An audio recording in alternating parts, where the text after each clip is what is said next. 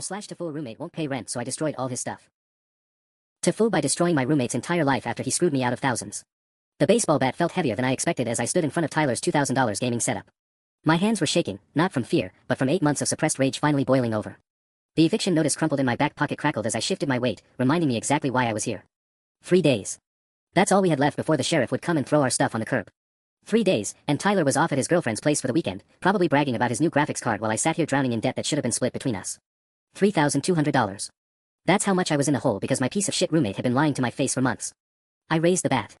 The first swing sent his monitor flying backward off the desk, the screen exploding into a spider web of cracks before going black.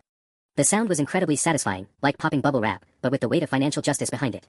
This is for January's rent, I said to the empty apartment, my voice eerily calm despite the adrenaline coursing through my veins. Crash. The second monitor joined its twin on the floor. February. His custom keyboard, the one he'd spent 3 hours researching and bragging about, shattered into a dozen pieces of plastic and keys. March. I discovered the truth completely by accident. Our landlord, Mrs. Chen, had knocked on our door Tuesday morning looking for Tyler. When I mentioned he was at class, she'd given me this confused look and asked why rent was 4 months behind when Tyler had assured her last week that his roommate was handling the money situation. My blood had turned to ice water. What do you mean 4 months behind? That's when it all came tumbling out. Tyler hadn't paid a single month since December. Not one. Every time Mrs. Chen tried to contact him, he'd fed her some story about me being difficult with money or having family issues. Meanwhile, he'd been telling me that Mrs. Chen was working with us on a payment plan because of some supposed maintenance issues with the building. I'd been paying what I thought was my half, $600 a month, while Tyler had been pocketing his entire $600 portion and spending it on God knows what. His closet full of designer sneakers suddenly made a lot more sense. So did the brand new guitar in the corner, and the expensive headphones, and the weekly DoorDash orders that he somehow always had money for. The gaming PC tower made a beautiful crunching sound when I brought the bat down on it. Sparks flew from somewhere inside, and I caught the acrid smell of fried electronics. April, May, June, July, and August, you lying sack of shit. I'd spent the last 3 days trying to reason with him. Begging, actually. Explaining that my part-time job at the campus bookstore barely covered my half, let alone the full $1,200 monthly rent. I'd already maxed out my credit cards and borrowed money from my parents twice, telling them it was for textbooks. Tyler's response. Dude, chill. Mrs. Chen is just being dramatic. My dad's company is cutting me a check next week, and we'll get caught up. Next week. Always next week with Tyler. Meanwhile, the eviction notice was very real, and my credit was circling the drain. I picked up one of his precious sneakers, limited edition Jordans that probably cost more than I made in a month, and examined it thoughtfully. Time for Tyler to learn that actions have consequences. The scissors made a satisfying snip as I cut through the first shoelace. Then another. By the time I was done with his sneaker collection, 12 pairs of designer shoes looked like they'd been mauled by a very particular wild animal, one that only attacked footwear. I was arranging the mutilated Jordans in a neat little row when I heard voices in the hallway. My heart stopped. Tyler wasn't supposed to be back until Sunday night. It was only Saturday afternoon. I swear I left my charger here somewhere. That was definitely Tyler's voice, and he was right outside our door. I could hear keys jingling. Shit. Shit, shit, shit. I looked around the apartment in panic. The destruction was extensive. His gaming setup looked like it had been hit by a very targeted tornado. Pieces of keyboard were scattered across the floor like electronic confetti. His guitar lay in the corner with a bat-sized dent through the body. And his shoes, oh god, his shoes looked like a crime scene. The key turned in the lock.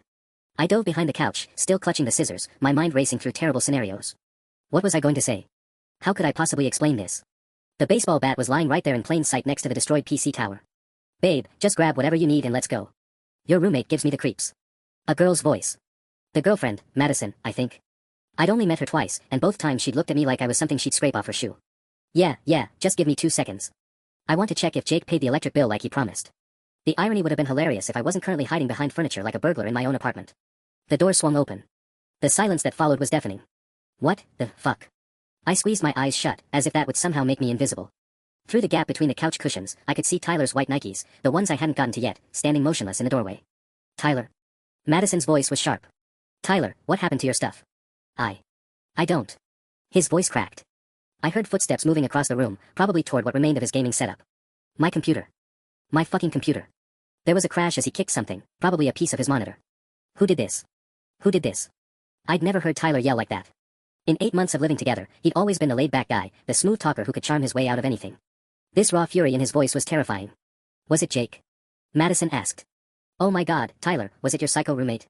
It had to be. But why would he, how could he? Tyler's voice trailed off, and I heard him moving around, probably surveying the damage. Then I heard the sound I'd been dreading. Paper crinkling. He'd found the note I'd left on his desk, the one itemizing every month of missed rent, every lie he'd told, every dollar he'd cost me. The note that ended with, now we're even. Find somewhere else to live. The silence stretched for what felt like hours but was probably only seconds. When Tyler finally spoke, his voice was quiet and deadly calm. Jake. I know you're here. Your car's in the parking lot. I held my breath, pressed against the back of the couch like a terrified mouse. Jake, I'm going to give you 10 seconds to come out and explain this before I call the cops. My mind raced through options, none of them good. I could stay hidden and hope they'd leave, but Tyler was right. My beat-up Honda was sitting in the parking lot like a neon sign advertising my presence. I could try to make a run for it, but I'd have to get past both of them to reach the door. Or I could face the music and hope Tyler's girlfriend would keep him from doing anything too stupid. 10, 9, 8. Fuck it. I wasn't going to cower behind my own couch like some kind of criminal. I'd done what I had to do. If Tyler wanted to involve the cops, let him try explaining to them why he'd been stealing thousands of dollars from his roommate. I stood up slowly, the scissors still in my hand. Tyler's face went through about 5 different emotions in 2 seconds: surprise, relief, rage, then something that looked almost like hurt before settling back on pure fury. Madison gasped and took a step backward, probably thinking I was going to attack them with craft supplies. You fucking psychopath, Tyler breathed, staring at me like he'd never seen me before. You actually destroyed all my shit. Your shit that you bought with my rent money, I shot back, surprised by how steady my voice sounded. Every single piece of it. Your rent money. Dude, what the hell are we even talking about here? The fact that he was still trying to gaslight me, even while standing in the wreckage of his gaming setup, was almost impressive. We're talking about the eviction notice in my pocket, Tyler. The one that says we're getting kicked out Tuesday because someone hasn't paid rent since December. Madison looked confused, glancing between us. Tyler, what's he talking about? Nothing, babe. He's having some kind of breakdown. Tyler kicked a piece of his keyboard across the room. Jake, I don't know what Mrs. Chin told you, but... Stop. I held up my hand. Just stop lying. She showed me the records, Tyler. 4 months of nothing from you. 0. While I've been paying my half and maxing out credit cards to cover the shortfall because you told me we were on some payment plan. That's not.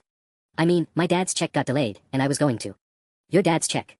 I laughed, but there was no humor in it. The same imaginary check you've been promising for 3 months. The one that was supposed to come next week while you bought a new guitar and those Jordans. I gestured toward his mutilated sneaker collection. Madison was staring at the shoes with growing horror. Oh my god, Tyler, are those the ones you said your dad bought you for your birthday? Tyler shot her a look that could have melted steel. Babe, can we talk about this later? You said your dad bought them, she repeated, her voice getting higher. But if you're behind on rent. Madison, please. How behind are you? She turned to me, ignoring Tyler's increasingly desperate attempts to get her attention. $3,200, I said. Plus whatever this month's going to be when Tuesday rolls around. The color drained from Madison's face. Tyler, my dad co-signed for my apartment. If this gets back to him, if people think I'm dating someone who... Baby, listen to me. Tyler reached for her arm, but she jerked away. It's not what it sounds like. This is all just a big misunderstanding. A misunderstanding? My voice cracked on the word. I'm 22 years old and my credit is destroyed because of your misunderstanding. My parents think I'm a gambling addict because I keep asking for money. I've been eating ramen for dinner every night while you ordered Thai food. The apartment fell silent except for the sound of Madison's breathing getting faster and more shallow. Then she said the words that made everything so much worse. Tyler, my dad's lawyer. If Jake decides to sue you. That's when Tyler snapped. I saw the exact moment Tyler's composure completely shattered. His face went from pale to red to something approaching purple, and his hands clenched into fists at his sides. Sue me. His voice was barely above a whisper, but somehow more terrifying than if he'd been screaming. This fucking nobody is going to sue me. Tyler, calm down, Madison said, but she was backing toward the door. No, fuck that. Fuck all of this. He spun toward me, and I instinctively tightened my grip on the scissors. You want to play hardball, Jake? Let's fucking play. He pulled out his phone and started dialing. For a second, I thought he was actually calling the cops, which would have been fine by me. Let them sort out who owed what to whom. But then I heard him say, Dad. Yeah, it's me. I need you to call our lawyer. My stomach dropped. Tyler's dad wasn't just some regular parent, he was a partner at some big corporate law firm downtown. The kind of guy who drove a Porsche to PDA meetings and had judges on speed dial. My psychotic roommate just destroyed thousands of dollars worth of my property, Tyler continued, his eyes locked on mine. I need to know how fast we can get him arrested for vandalism and theft. Theft. I couldn't help myself. I didn't steal anything. You stole my peace of mind, asshole. You stole my property value. And Dad? He turned back to the phone. Make sure they know he's been harassing me for weeks about money. Yeah, I think he might be on drugs or something. He's been acting really erratic. Madison was staring at Tyler like she'd never seen him before. Tyler, what are you doing? What I should have done months ago, he snapped. Getting rid of deadweight. The word deadweight hit me like a physical blow. 8 months of thinking this guy was my friend, 8 months of covering for him and making excuses, and I was deadweight. But then something occurred to me. Something that made me smile for the first time all week. Hey Tyler. I interrupted his conversation with Daddy. You might want to mention to your dad's lawyer that I've been recording all our conversations about rent for the past month. That wasn't entirely true. I'd only recorded 2 conversations on my phone, but they were pretty damning ones where Tyler explicitly admitted he hadn't paid anything and promised to figure it out soon. Tyler's face went white again. You what? Jake, you didn't, Madison breathed. Oh, I did. Especially that fun one where you called Mrs. Chin a stupid old bitch and said you'd been telling her the rent problems were my fault. I pulled out my phone and waved it at him. Want to hear it? I've got about 40 minutes of you explaining your brilliant plan to let me cover everything until your dad's company money came through. Tyler ended his call without saying goodbye. Delete those, he said. No. Jake, I swear to God. What? You'll destroy my stuff. I gestured around the room. Too late. You'll ruin my credit. Also too late. You'll turn our friends against me. Buddy, wait until they hear these recordings. That's when Madison's phone started buzzing. She looked at it and frowned. It's Emma. Emma was Tyler's ex-girlfriend from sophomore year, who was now dating his best friend Marcus. Why would she be? Oh no. She answered. Hello. Her face went progressively more horrified as she listened. What do you mean it's all over Instagram? My blood turned to ice. What's all over Instagram? Madison lowered the phone slowly. Someone posted pictures of this apartment. The destroyed stuff, everything. It's already got like 300 likes. Tyler and I stared at each other, our personal war temporarily forgotten in the face of social media infamy. Who the fuck would? Tyler started, then stopped. We both looked toward the window at the same time. The blinds were open. The apartment complex was shaped like a U, with our unit directly across from about 15 other apartments. Any one of our neighbors could have seen me going full destructor mode and decided to document it for posterity. Oh shit, Tyler whispered. Oh shit, oh shit, oh shit. His phone started buzzing. Then mine. Then Madison's again. We were about to become the most famous roommates on campus, and not in a good way. The notifications were coming in faster than I could read them. My phone was buzzing so constantly it sounded like an angry wasp trapped in my pocket. Jake Morrison, is this you? Madison read from her screen, her voice getting higher with each word. Posted by, oh god, it's Stephanie from my sorority. She tagged like 50 people. Tyler snatched her phone and stared at the screen. These pictures are from Mrs. Patterson's apartment, he said, referring to our nosy neighbor across the courtyard. You can see her ugly-ass curtains in the reflection. My phone rang. Mom. Of course it was Mom. Don't answer it, Tyler said sharply. Why the hell would I take advice from you? But even as I said it, I let it go to voicemail. I wasn't ready to explain to my mother why her son was trending on social media for property destruction. Madison was scrolling frantically through her phone. It's on TikTok now. Someone screen-recorded the Instagram story and added music. She looked up at us with pure panic in her eyes. The caption says, POV, your roommate finally snaps. What's the song? I asked, though I wasn't sure why it mattered. Before He Cheats by Carrie Underwood. Tyler let out a sound that was half laugh, half sob. Perfect. Just fucking perfect. My phone buzzed with a text from my little sister. OMG Jake, what did you do? Mom is freaking out and Dad wants to know if you need bail money. Then another from my coworker at the bookstore. Dude, you're famous. Also maybe don't come in tomorrow, Mrs. Henderson saw the video. And another from my study group. Holy shit Jake. We always knew Tyler was a dick, but damn. This is insane, I muttered, scrolling through message after message. How did this spread so fast? Because it's Friday afternoon and everyone's bored, Madison said miserably. And because. She hesitated. Because what? Because Tyler's kind of known for this stuff. Tyler's head snapped up. Known for what stuff? Madison looked like she immediately regretted speaking. Nothing, forget I said anything. No, what stuff, Madison? She took a deep breath. There was that thing with your last roommate sophomore year.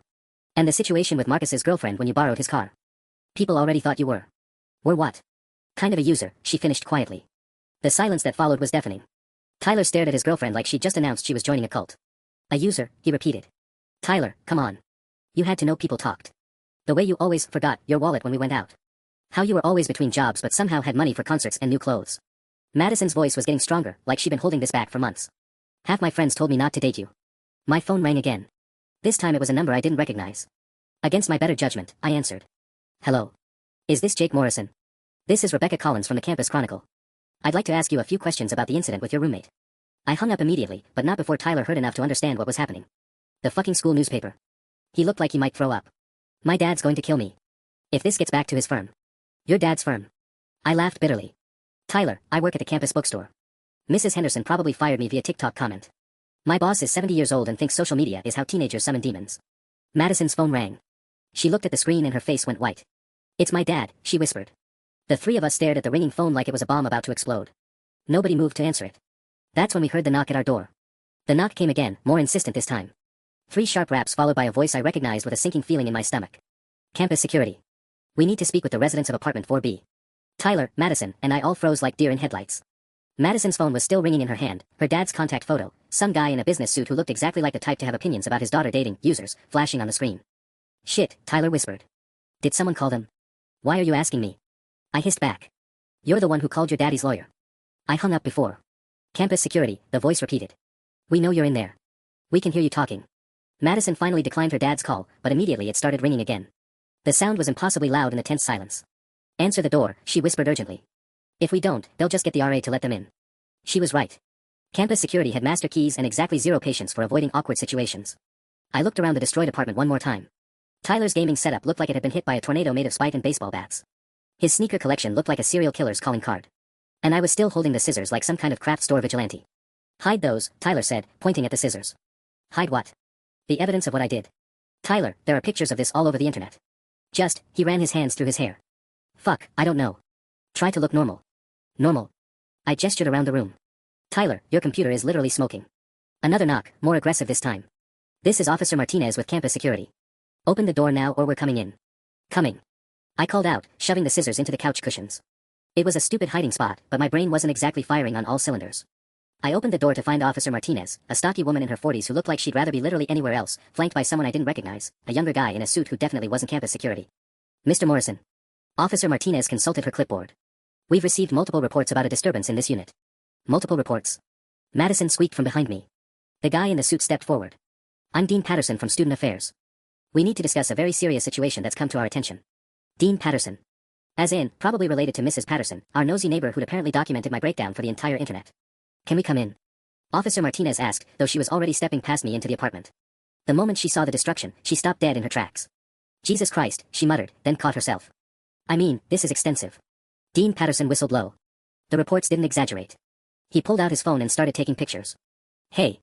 Tyler protested. Don't you need a warrant or something? This is student housing, Mr. Hendricks, Dean Patterson replied without looking up from his phone. Your lease agreement includes provisions for administrative inspections.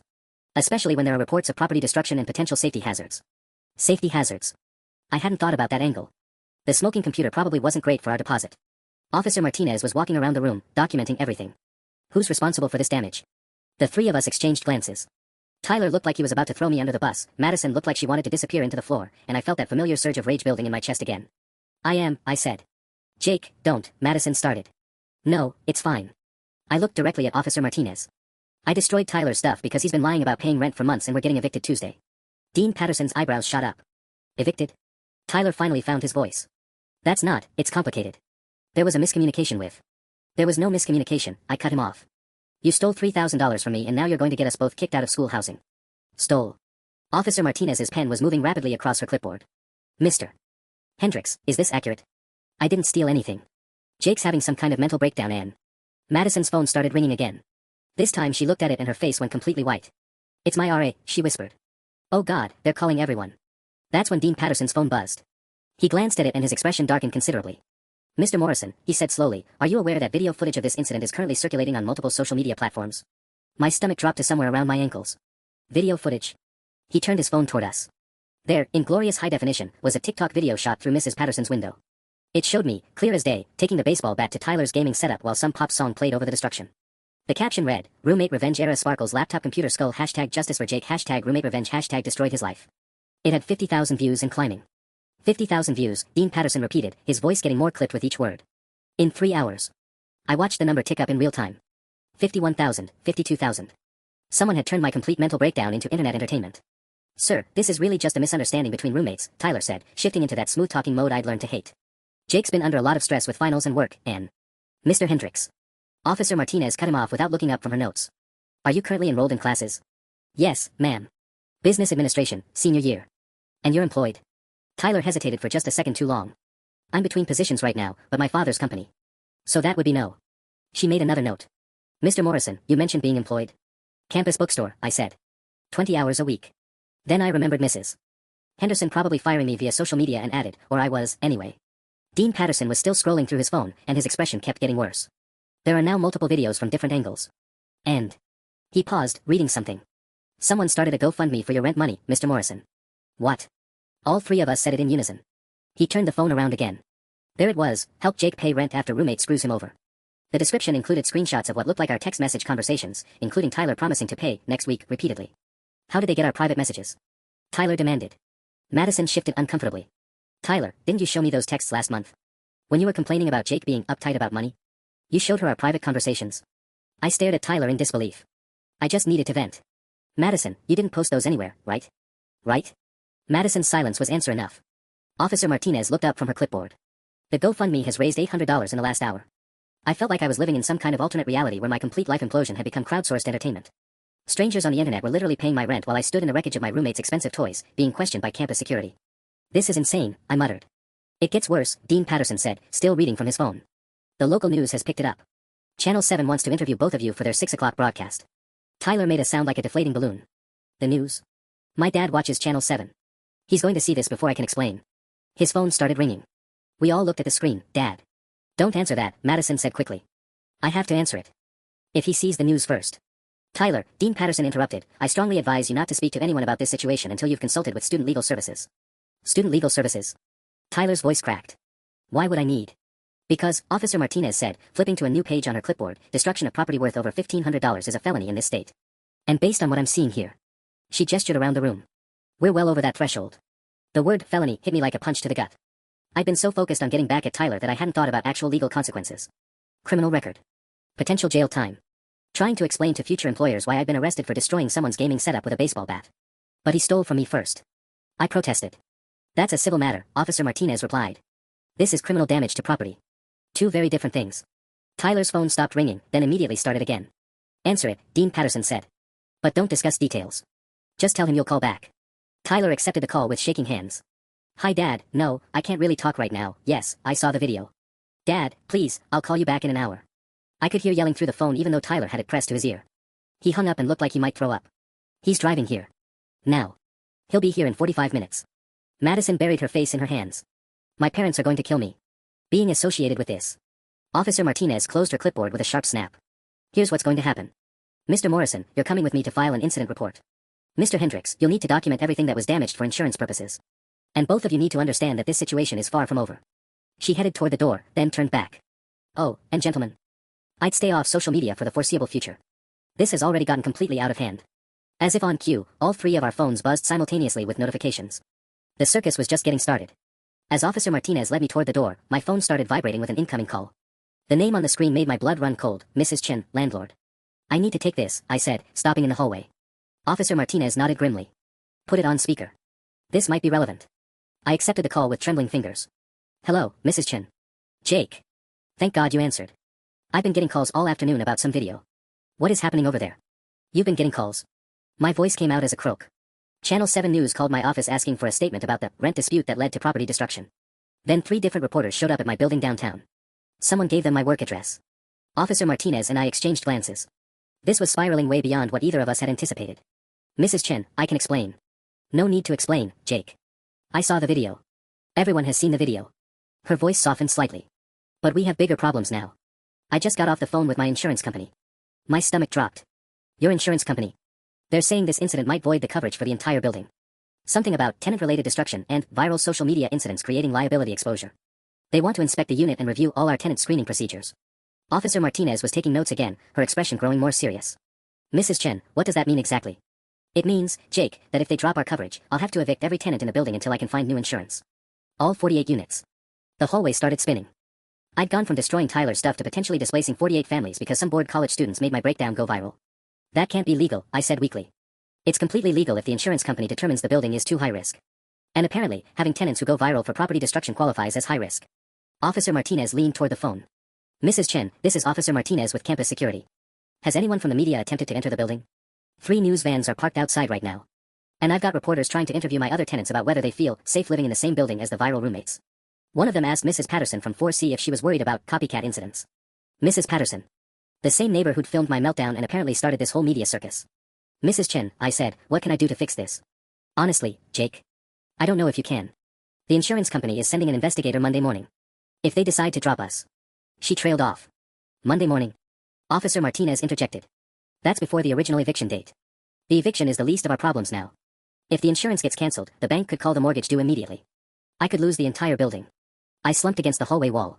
In the span of 6 hours, I'd gone from trying to get revenge on my lying roommate to potentially destroying the financial lives of dozens of families. All because I couldn't control my temper and Mrs. Patterson had nothing better to do than film her neighbors. Mrs. Chen, I'll pay for everything, I said desperately. The damages, whatever it takes. With what money, Jake? You're a college student who works part-time at a bookstore. She was right, and we both knew it. Even the GoFundMe money wouldn't cover the kind of insurance liability issues we were apparently looking at. There's something else, Mrs. Chen continued, her voice getting quieter. The investigator wants to interview both you and Tyler. But they specifically mentioned they've seen the social media posts and they're concerned about ongoing tenant disputes and potential for future incidents. Future incidents? Officer Martinez looked at me sharply. They think if I don't evict both of you immediately, it sends a message that this kind of behavior is acceptable. It could affect their risk assessment for the entire property. The irony was overwhelming. I destroyed Tyler's stuff to get back at him for getting us evicted, and now I'd guaranteed that we'd definitely get evicted while also potentially getting 46 innocent families kicked out of their homes. My phone buzzed with a text from an unknown number. This is reporter Jennifer Walsh from Channel 7. We'd like to offer you $500 for an exclusive on-camera interview about your roommate situation. Please call me ASAP. Officer Martinez saw the message over my shoulder. Mr. Morrison, do not respond to that. $500. I stared at the text. People want to pay me to talk about this disaster. Jake. Mrs. Chen's voice came through the phone. Are you still there? I'm here. The insurance investigator is going to want to know if you're planning to pursue this media attention. If you do interviews or keep engaging with the social media coverage, it makes the building look like a bigger liability risk. So now I had to choose, take the money that could actually help with the damages I'd caused, or avoid the media to protect 48 families from losing their homes. There was no good choice left. Mrs. Chen, I said into the phone, I need to ask you something, and I need you to be completely honest with me. Officer Martinez raised an eyebrow but didn't interrupt. Of course, Jake. If Tyler had been paying his rent all along, would any of this have happened? The eviction notice, the insurance company, any of it? There was a long pause. No, Jake. If the rent had been current, we wouldn't be having this conversation. And the insurance investigation, they're not just concerned about property damage, are they? They're worried about the eviction and the media attention. That's right. It's the combination of factors that has them spooked. I closed my eyes and made a decision that felt like jumping off a cliff. Mrs. Chen, I want you to put everything in writing. Every missed payment, every conversation you had with Tyler where he blamed me, every lie he told you about the rent situation. Can you do that? Jake, what are you thinking? I'm thinking Tyler's dad is driving here right now with his fancy lawyers, and he's going to try to make this whole thing my fault. But if I'm going down, I'm not going down alone. Officer Martinez was watching me carefully. Mr. Morrison, anything Mrs. Chen documents could be used as evidence in legal proceedings. Are you sure you want to go that route? Officer Martinez, can I ask you something? Sure. In your professional opinion, if someone lies to their roommate about paying rent for 8 months, and that roommate covers the missing payments until they can't anymore, who's really responsible for what happened today? She considered this for a moment. Legally, you're still responsible for the property damage. But ethically? She shrugged. I've seen this kind of roommate situation before. Financial betrayal can push people to breaking points. My phone buzzed again. This time it was a text from my mom. Jake, your father and I are driving up. We'll be there tonight. Do not talk to any reporters until we arrive. Then another from my sister. The GoFundMe is up to $2,000 now and someone started a Twitter hashtag justice for Jake. Also Tyler's ex-girlfriend Emma just posted a thread about all the times he screwed people over. It's going viral too. Mrs. Chen, I said back into the phone, Tyler's about to have his dad's legal team try to bury this whole situation.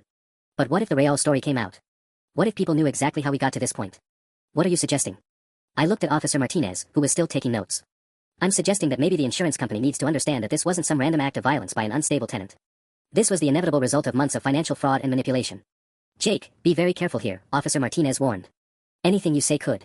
Could what? Make things worse. I laughed bitterly. Officer, I'm looking at felony charges. 48 families might lose their homes, and Tyler's daddy is about to ride in here with lawyers to make me the villain in a story where I'm the one who got robbed. How exactly could this get worse? My phone started ringing again. This time it was a number with a local area code I didn't recognize. Don't answer that, Officer Martinez said quickly. But I was tired of not answering calls. Tired of hiding from the consequences of other people's actions. Tired of being the responsible one who cleaned up messes while people like Tyler skated by on charm and daddy's money. I answered the call. Jake Morrison. This is attorney David Kim with Student Legal Services.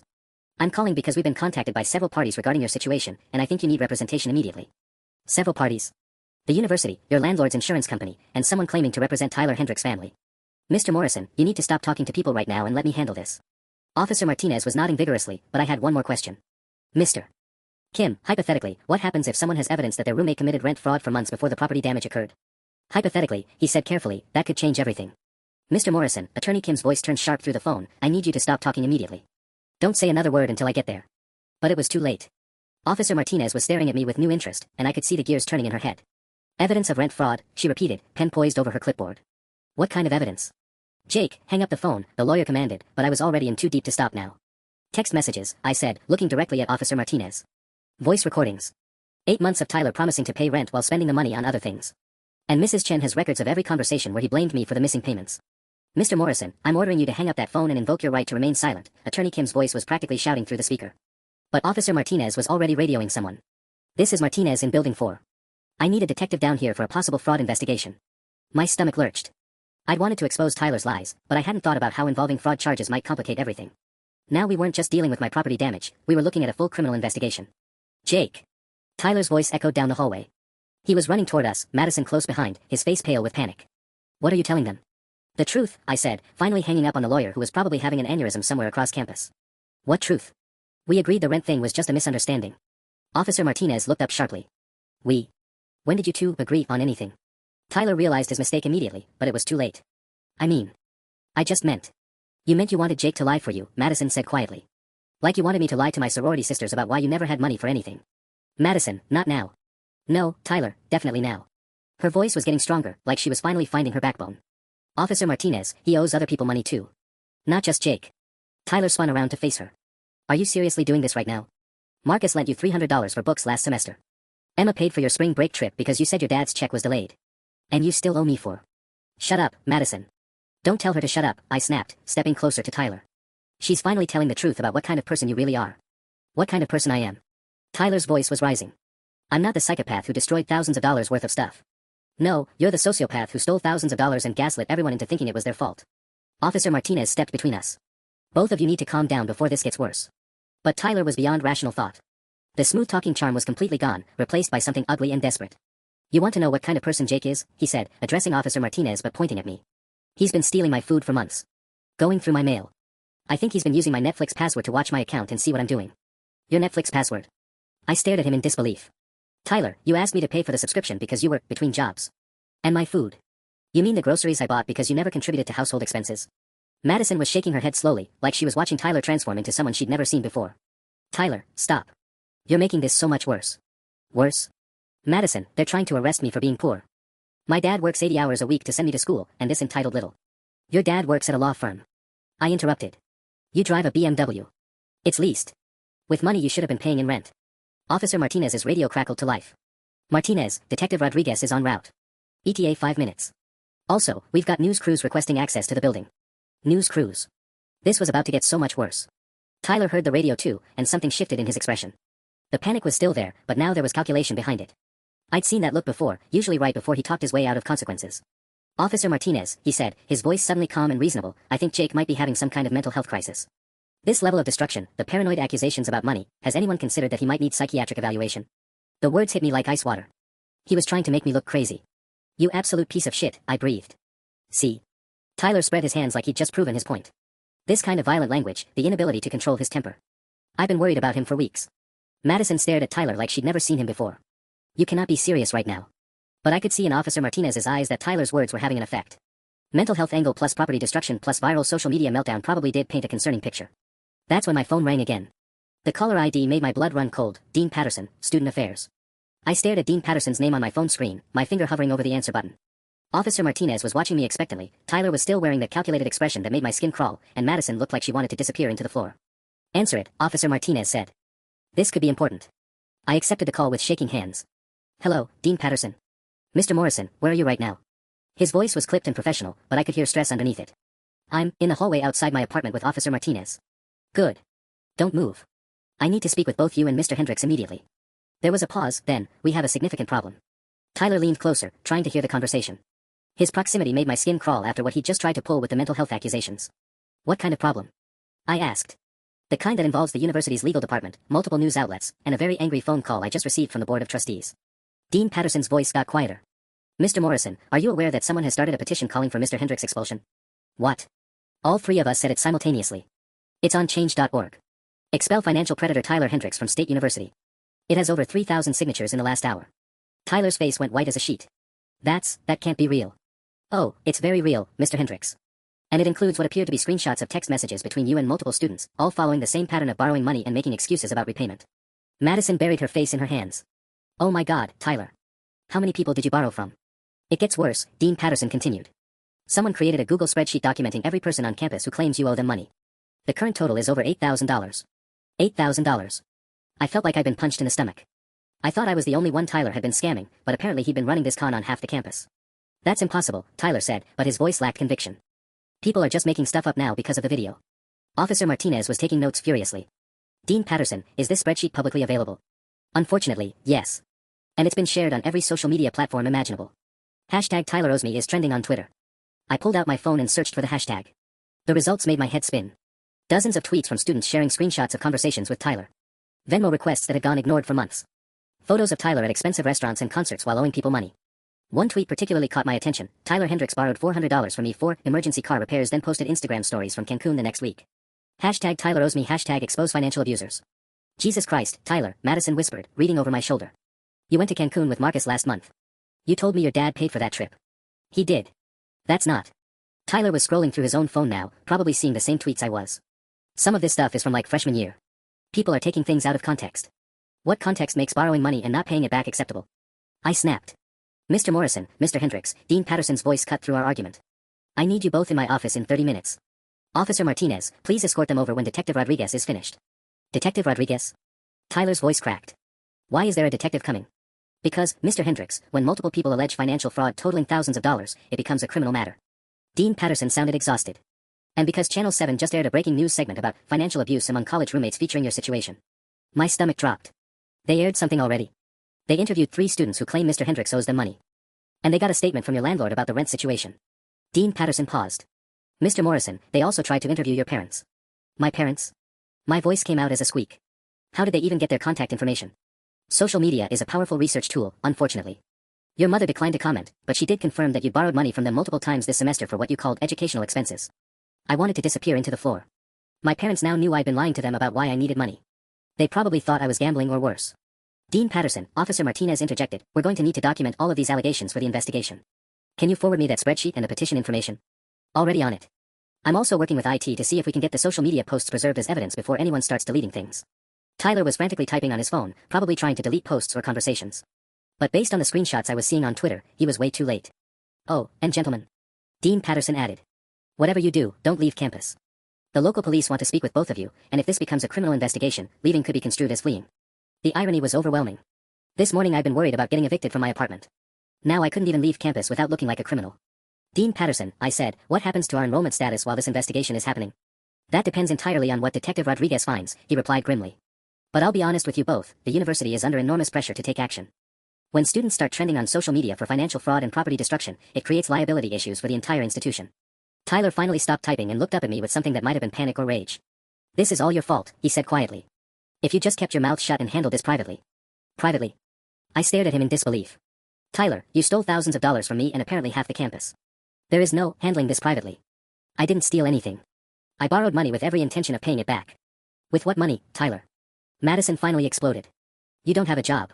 You haven't had a job the entire time I've known you. That's when we heard footsteps echoing in the stairwell below us.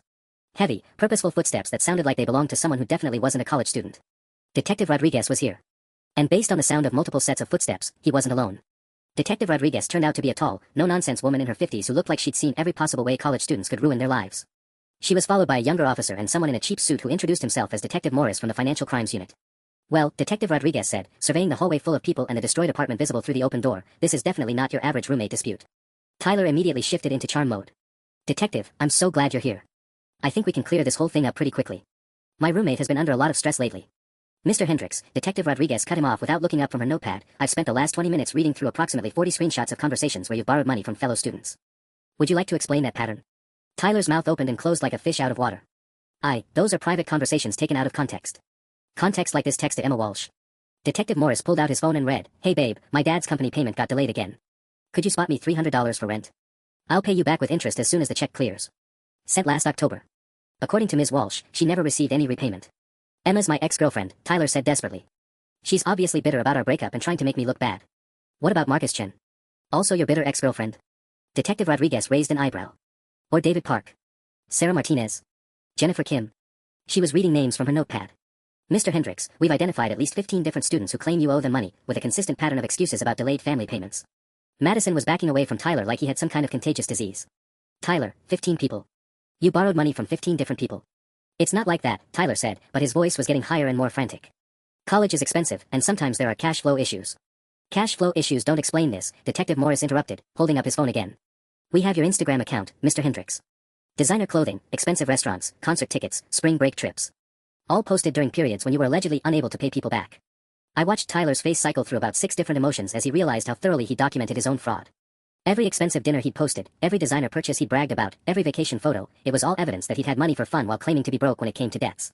Social media isn't real life, Tyler said weakly. People exaggerate online. Detective Rodriguez looked at him like he'd just claimed the moon was made of cheese. Mr. Hendricks, you posted a photo of yourself holding a receipt from a $200 dinner on the same day you texted 3 different people asking for emergency money for groceries. That's when my phone started buzzing with what felt like every notification in the world going off at once. Text after text, all from numbers I didn't recognize. Saw the news about Tyler. He owes me $150 from sophomore year. OMG, is this about Tyler Hendricks? He never paid me back either. Tyler borrowed my textbook and sold it. Still waiting for my $300. Your roommate scammed my boyfriend too. We should all sue him. Detective Morris noticed my phone practically vibrating off my hand. Mr. Morrison, are you receiving contact from other alleged victims? Alleged? I scrolled through message after message. Detective, I'm getting texts from people I've never even met saying Tyler owes them money. Tyler was staring at my phone screen with growing horror.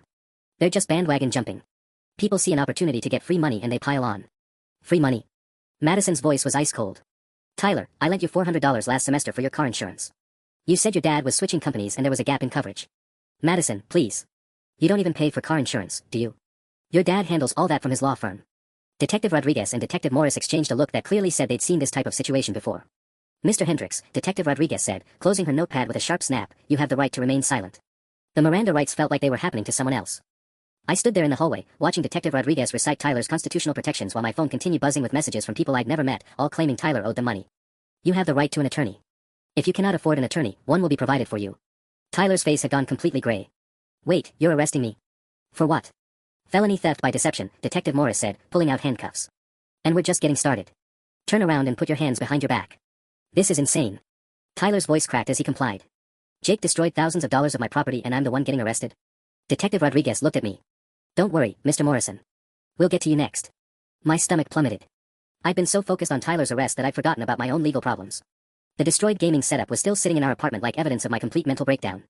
That's when we heard shouting from the stairwell below. Where is he? Where is my son? Tyler closed his eyes in defeat. My dad's here. Heavy footsteps thundered up the stairs, and moments later a man in an expensive suit burst into the hallway, followed by another man carrying a briefcase who was obviously a lawyer. Tyler. The dad, who looked exactly like an older, more successful version of Tyler, took in the scene with growing horror. His son in handcuffs, 2 detectives, campus security, and me standing there looking like I'd been hit by a truck. Dad, I can explain. Don't say anything else, the lawyer interrupted sharply. Not one word. But Tyler's dad wasn't listening to his legal counsel. He was staring at Detective Rodriguez with the kind of rage that probably worked great in boardrooms but wasn't going to impress law enforcement. What exactly do you think you're doing to my son? Detective Rodriguez didn't even blink. Mr.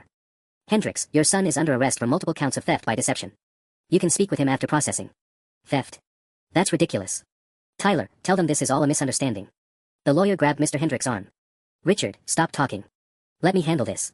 But Mr. Hendricks shook him off and turned to me with undisguised hatred. You're the roommate who destroyed his property. Dad, please, Tyler started. This is your fault, Mr. Hendricks continued, pointing at me. My son tells me you've been unstable for weeks. Threatening him, destroying his belongings, probably stealing from him. Actually, Detective Morris interrupted, consulting his phone, we have text messages where your son admits to Jake Morrison that he hasn't paid rent in months. Would you like me to read them aloud? Mr. Hendricks' mouth snapped shut. We also have documented evidence that Tyler borrowed money from at least 18 different students over the past 2 years, with no record of repayment. Detective Rodriguez's voice was getting colder.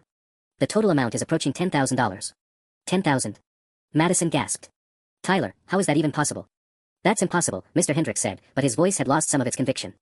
Tyler's expenses are covered by his trust fund. The lawyer winced visibly. Richard, please stop talking. Detective Morris looked very interested. Trust fund, you say? Mr. Hendricks, if your son has access to family money, that makes the pattern of borrowing from fellow students look significantly more intentional. I didn't mean, that's not what I... Mr. Hendricks was finally realizing that every word out of his mouth was making things worse for Tyler. That's when my phone rang with yet another unknown number. Without thinking, I answered it. Jake Morrison. This is Attorney Jennifer Walsh with the District Attorney's Office. We need to discuss your cooperation in the Tyler Hendricks investigation. The District Attorney's Office. This had officially moved beyond campus discipline and campus police into real criminal prosecution territory. Everyone in the hallway could hear the lawyer's voice through my phone speaker. Tyler's fancy attorney looked like he might have a heart attack. The DA's office wanting my cooperation felt like stepping into quicksand. Everyone in the hallway was staring at my phone like it might explode, and I could practically see Tyler's expensive lawyer calculating billable hours in his head. Can I call you back? I managed to say. Mr. Morrison, time is a factor here. We're looking at potentially filing additional charges, and your cooperation could significantly impact both the scope of the investigation and your own legal exposure. My own legal exposure. Right. I've been so caught up in Tyler getting arrested that I'd temporarily forgotten about the felony property destruction charges hanging over my head. What kind of cooperation?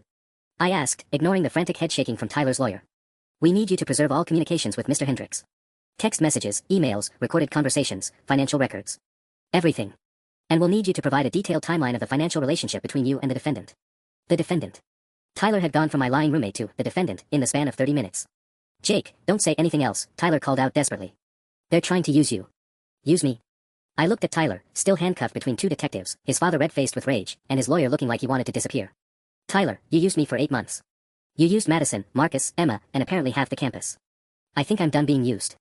That's when Mr. Hendricks completely lost it. You little parasite, he snarled, lunging toward me. This is all your fault. Tyler was fine until he got stuck with some working-class roommate who couldn't handle. Detective Rodriguez stepped between us smoothly. Mr. Hendricks, I suggest you calm down before you join your son in handcuffs. Working class, I repeated, feeling that familiar rage building in my chest. Your son stole $3,000 from this working-class student, sir. While I was eating ramen and working 20 hours a week to keep us from getting evicted. Alleged, Tyler's lawyer said quickly. Allegedly stole. No, definitely stole, Detective Morris corrected, scrolling through his phone. We have the landlord's record showing Jake Morrison made partial rent payments every month while Tyler Hendricks contributed nothing. And we have text messages where Tyler explicitly acknowledges the debt. Madison, who'd been quiet during this whole exchange, suddenly spoke up. Mr. Hendricks, did you know Tyler told me his family was having financial problems? He said that's why he needed to borrow money from me and his friends. Mr. Hendricks whirled around to face her. Financial problems? I pay $30,000 a year for his education. His car, his insurance, his credit cards, everything. The lawyer looked like he might actually faint. Richard, for the love of God, please stop talking. But it was too late. Detective Rodriguez was writing furiously in her notepad, and I could see the pieces clicking together in her head. So Tyler Hendricks has full financial support from family, she said slowly, but told multiple students he needed to borrow money due to family financial hardship. That establishes clear intent to defraud. My phone, which was still connected to the DA's office, crackled to life again. Mr. Morrison, are you still there? Yes, ma'am. Based on what I'm hearing, we're going to want to speak with you today. Can you come in this afternoon? I looked around the hallway at the chaos I'd somehow become the center of.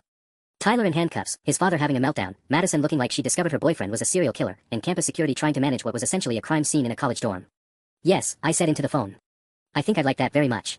Tyler's eyes met mine across the hallway, and for the first time since I'd known him, I saw something that looked like genuine fear. Good. Chunk 15, conclusion. 6 months later, I'm sitting in my new apartment, a studio I can actually afford on my bookstore salary plus the tutoring gig I picked up, reading the final update on what the internet dubbed the Great Roommate Reckoning. Tyler pled guilty to 15 counts of theft by deception and was sentenced to 2 years probation, 200 hours of community service, and restitution of $11,847 to his various victims. His father's law firm quietly paid everyone back to avoid the media circus of a trial, but the damage to the family reputation was already done. Tyler transferred to a community college 3 states away. The felony charges against me were dropped in exchange for my cooperation with the DA's investigation. Turns out my recordings and text message evidence were crucial in establishing Tyler's pattern of fraud. I still had to pay for the damages to his property, ironic, since it was bought with stolen money, but the GoFundMe actually covered most of it. People donated over $4,000 total, with the excess going to a fund for students experiencing financial abuse. Mrs. Chen kept her insurance and her building. The investigators concluded that my actions, while destructive, were an isolated incident caused by extreme circumstances rather than an ongoing threat. She even let me stay as a tenant, though I moved to a smaller unit I could afford alone. We have coffee sometimes and laugh about how her building briefly became the most famous student housing in the state. Madison transferred schools entirely. Last I heard, she was studying abroad and had started a blog about recognizing financial manipulation in relationships. She texted me once to say she was sorry for not standing up to Tyler sooner, but that watching him get arrested was the wake-up call she needed. The university implemented new policies about financial conduct between students and started offering workshops about roommate agreements and financial boundaries. Dean Patterson told me they now use our situation as a case study in their orientation programs, with names changed, of course. My parents drove up that night 6 months ago and, after the initial shock wore off, said they were proud of me for finally standing up for myself. Dad especially appreciated the detailed documentation I'd kept of Tyler's lies. Good record keeping, he said approvingly, like I just filed taxes correctly instead of exposing a campus-wide fraud scheme. The viral fame died down after about a month, though #JusticeForJake still gets the occasional mention when people share stories about terrible roommates. I got a few more interview requests, but decided I'd said everything that needed saying to the DA's office. As for Tyler, his social media accounts went dark after the arrest. Emma told me she heard he's working at his uncle's insurance agency and living with his parents while paying off his legal fees. The BMW got repossessed when his trust fund was frozen during the investigation. I still have the baseball bat, though it's just gathering dust in my closet now. Sometimes I think about that moment when I first picked it up, standing in our apartment with 8 months of rage finally boiling over. I don't regret destroying Tyler's stuff, he had it coming, and it led to justice for a lot of people he'd screwed over. But I learned that revenge feels a lot better when it's served with documentation and a solid legal case. My new apartment is quiet, clean, and completely mine. The rent's paid on time every month, there's actual food in the refrigerator that nobody steals, and my credit score is slowly recovering.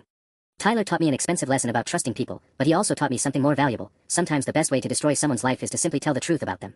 And that's a lesson worth every penny of those destroyed gaming components.